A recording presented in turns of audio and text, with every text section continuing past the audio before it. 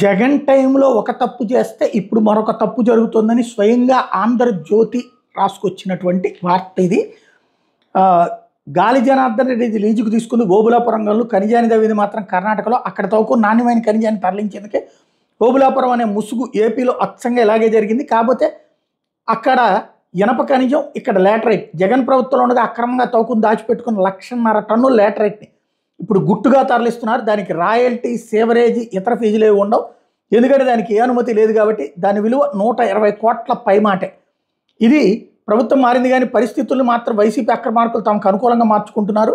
గతంలో అడ్డగోలుగా తవ్వుకున్న లాటరైట్ ఖనిజాన్ని ఇప్పుడు దర్జాగా తరలించుకుంటూ జగన్ హయాంలో జిల్లా పేరిట ఏర్పాటైన కంపెనీ పత్తిపాడు మండలం చింతలూరు పరిధి లాటరైట్ లీజు పొందింది. నిజానికి అక్కడ నాణ్యమైన లాటరైట్ లేదు, అది తెలిసి అక్కడ లీజు తీసుకున్నారు. ఈ లీజుని అడ్డుపెట్టుకుని పక్కనే ఉన్న అటవీ ప్రాంతంలో లాటరైట్ కొండను తవ్వుకోవాలని వాళ్ళ అసలు ఆలోచన. ఇందుకు అక్కడ అటవీ గనుల శాఖ అధికారులు సహకరించాలి అన్ని ఏర్పాట్లు చేసుకున్నారు. ఎన్నికల ముందు వరకు 10 లక్షల టన్నుల లాటరైట్ని అటవీ ప్రాంతాల్లో తవ్వి తీశారు. ఆ లాటరైట్ని తమ లీజు ఏరియాలోనే తవ్వినట్టుగా రికార్డులు మార్చేశారు. అదే పద్ధతిలో సిమెంట్ ఫ్యాక్టరీలకు అమ్ముకున్నారు. అప్పుడు ఆ లీజుకి ప్రత్యక్షంగా పరోక్షంగా వైసీపీకి చెందిన ఒక కీలక నేత కుమారుడే ఈ వ్యవహారాలకు సంబంధించినటువంటి అంశం అంటూ దాంట్లో టచ్ చేసుకొచ్చారు. ఓవరాల్గా చూసుకున్నారు. ఆయనకు అనుసరణలోనే అడవిలో విలువైన లాటరైట్ని అక్రమంగా తవ్వి తీసినట్టు తెలిసింది. కూటమి ప్రభుత్వం అధికారంలోకి రాగానే గనుల శాఖ అక్రమాల మీద దృష్టి పెట్టింది.